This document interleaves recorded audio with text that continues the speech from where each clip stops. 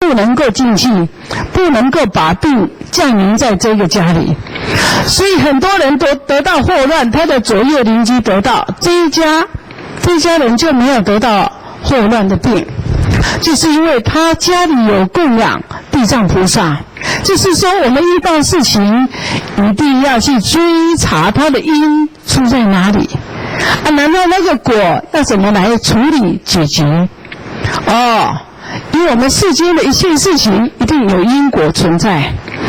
就像我们吃了东西之后明天就要大便了吃这个叫做因，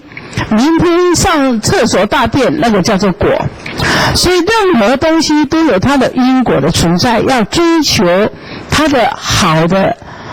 追求好的正因是非常重要的。所以对于事情都不要盲目都要把它弄清楚，把它了解清楚。有相信才有力量，佛菩萨即使愿力再大，也要众生愿力相信才能发生作用。许多人也因为在苦难下信受奉行，进而看见奇经。十方法界吴永曲高雄采访报道。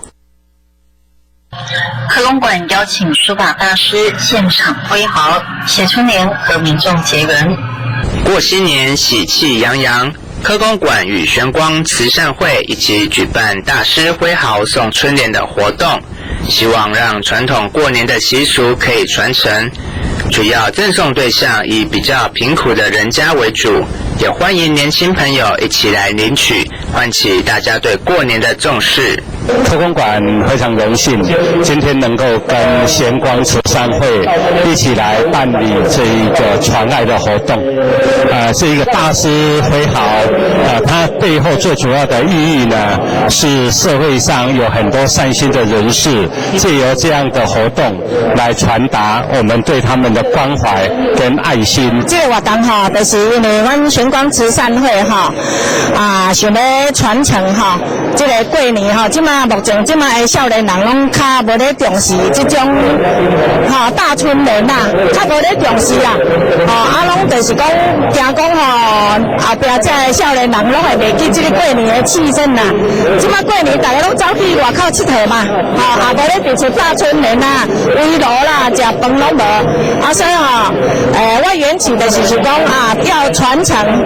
传承我们原来的那个就是古时候传承下来的传统文化所以我就是讲未来送一个春联会当双方面拢会当管顾，就是讲因为阮慈善会一定爱弱势团体嘛然后有村里长的佫会当这老百姓这少年有意愿的会当来客安尼比较诗意的。那这幅在诗意的当中里面，我们在写的当中里面呢，用一种比较粗犷的写法就是写的不是很娟秀的很美的写法。那所以我们在字的表现里面，这个表现的比较粗犷。为什么呢？因为这幅字呢，它比较诗意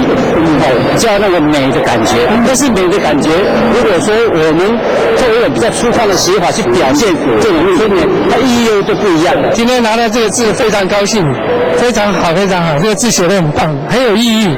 过新年，希望大家都能有个好兆头。借由举办慈善活动，欢迎大家来领个爱心春联，祝福每个人都有个好年。辛苦工作一整年，好好跟家人一起吃个年夜饭，贴春联，再一同迎接全新的一年。今年连假9天，假日出游也请注意自身安全。十方新闻欧志允许建议，高雄采访报道。休息一下，待会儿回来关心佛教动态。十方法界以超然客观的态度报道国内外佛教动态。除了佛教，我们也着重于医疗、养生、艺术及慈善爱心动态报道。